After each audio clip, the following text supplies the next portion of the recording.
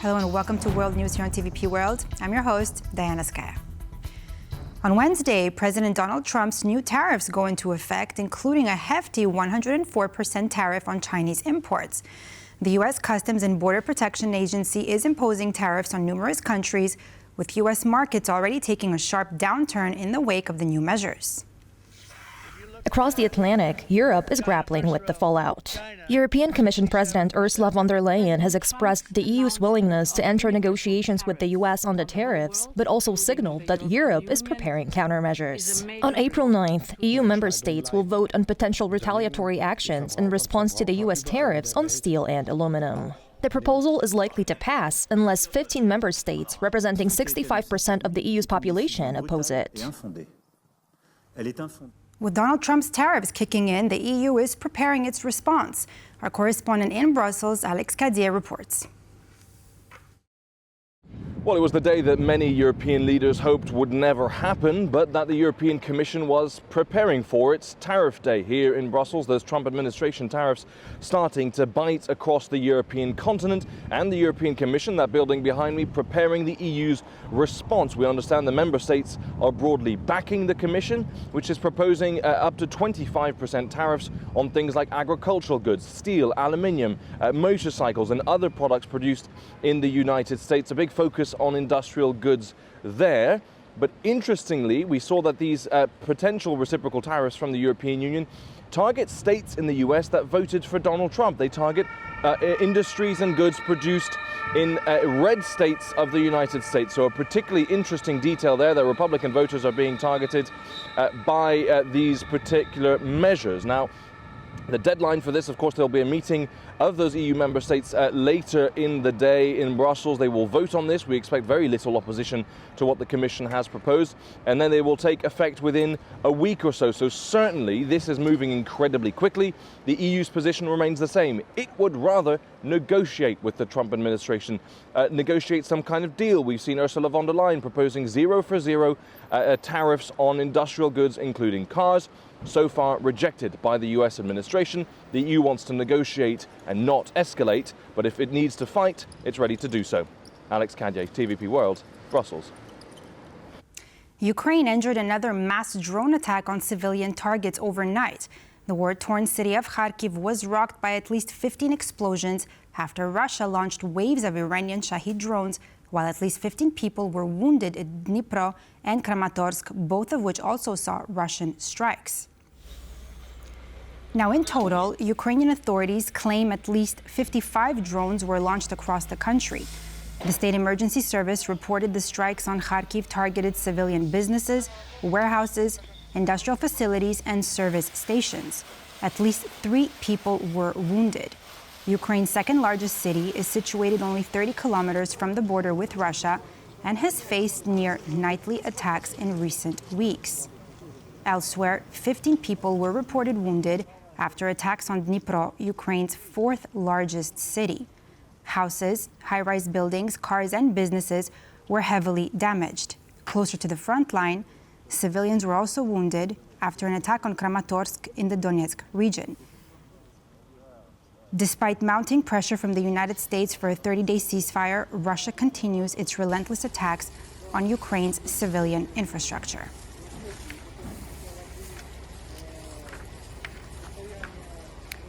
Delegates from the United States and Russia will hold a fresh round of talks in Istanbul on Thursday as part of continued efforts to normalize the relationship between their embassies.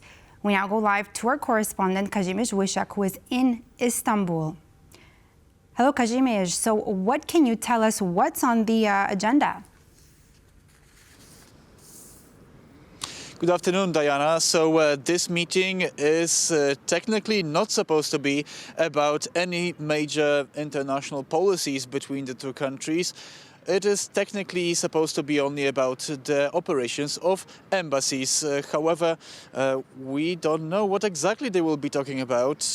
It is definitely possible for the two sides to be talking about Ukraine and the peace talks, but just not to share it officially. Ukrainian President Volodymyr Zelensky earlier this month has said that both US and Russia have held secret discussions about the peace process, which of course, as you've mentioned just now, we still don't have a ceasefire, even though Ukraine has agreed to a temporary 30-day ceasefire. Russia has not. Now, the US State Department spokesperson Tammy Bruce has said, quote-unquote, Ukraine will absolutely not be on the agenda at tomorrow's meeting here in Istanbul. But whether that's true, we just have no way of telling. Kremlin also confirmed that the meetings will be taking place. There were actually meetings about the US and the Russian embassy's operations held in Turkey before. And Turkey is sort of making a comeback with the peace process. US Secretary of State Marco Rubio has visited Turkey recently and has requested Turkey to be more involved in the entire peace process.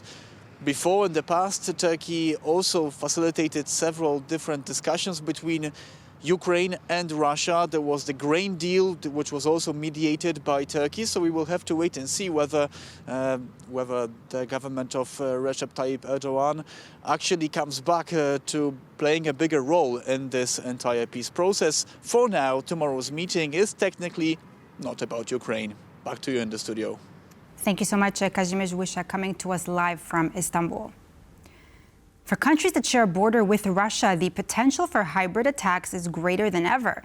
In response to the mounting danger, the Baltic states of Estonia and Lithuania intended to obtain EU funding for a drone wall project. However, the two nations have now hit a setback, with the EU Commission rejecting their request. In the end, will the Baltic states be able to secure the required funding? And if so, how?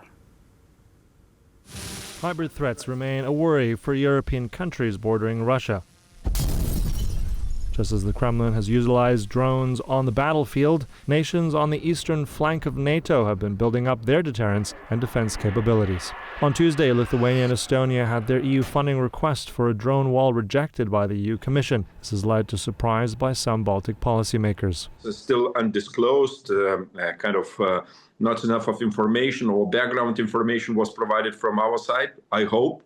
Otherwise, I think it could look like negligence towards security challenges coming from the east. The idea of a comprehensive drone wall dates back to May 2024, when 6 NATO member states, Norway, Finland, Latvia, Estonia, Lithuania, and Poland, all of which border Russia, proposed creating a system of UAVs, physical infrastructure, and surveillance networks to defend against hybrid threats. It's clear that we have to strengthen the protection of our eastern borders, to have overall and very comprehensive monitoring of the situation along very long border. We are speaking about probably 3,000 kilometers. However, despite the idea floated last year, there is no fixed timeline for the project, and implementing such a sophisticated system may be challenging, according to some experts. Baltic states are quite small, so with drones you can reach up to halfway to the country. When you start go up north, distances are so long that with tactical UAVs or drones, you actually can't penetrate too far. Drones have played a vital role, helping both on the battlefield and as a deterrence against hybrid threats. Estonia has announced it will fund around 12 million euros of the cost. Lithuania also will take steps to continue to enhance its capabilities. Some national budget means will be used to finance it. I don't see any alternative. I think we are already too late, to establish kind of the additional capacities, anti-drone capacities on our eastern borders. Using the national budget means it's nothing new. As Europe ramps up its defense capacity and spending, more is to come. At Friday's meeting of EU finance ministers in Warsaw, a new proposal for a European defense mechanism will be presented, which has been commissioned by the Polish presidency of the Council of the EU. The proposal identifies key defense gaps, such as intelligence and drones. It aims to prioritize funding for frontline states like the Baltics and Nordics, addressing their urgent defense needs. Billions of euros have been allocated to build up Europe's defense capabilities with various European initiatives like Rearm Europe. Frontline nations will likely see increased support, allowing them to bolster their efforts to strengthen deterrence against Russia and be ready in these uncertain times. Sasha Farbach, TVP World. Protests in Georgia against the country's pro-Russian government continue. Members of the country's press have now also joined in to show their support for colleagues arrested during police crackdowns. The protests in Georgia's capital, Tbilisi, broke out after the ruling Georgian Dream Party won last October's widely criticized parliamentary elections. Since then, the government has backed away from potential EU membership and enacted Kremlin-style laws to quell dissent. Police have cracked down on the protest and arrested journalists covering the unrest. The protesters also laid flowers to commemorate the 1989 Tbilisi massacre, when 21 people were killed after Soviet military forces crushed a pro-independence demonstration. The Czech Republic has stepped down controls on its border with Slovakia, introduced to prevent foot and mouth disease from spreading. So far, the country has not discovered a single case of the virus. As predicted, border checks introduced by the Czech government led to long lines, with passenger cars waiting for about 20 minutes to enter the country, while truckers could expect a 40-minute wait. The Czech government introduced preventive measures after neighboring Slovakia reported 6 outbreaks of the highly infectious disease in cattle and other animals. According to Bratislava, the disease was brought into Slovakia from Hungary. And that's all for this edition of World News here on TVP World. I'm Diana Sky. Thanks for watching, and stay with us for more news and features.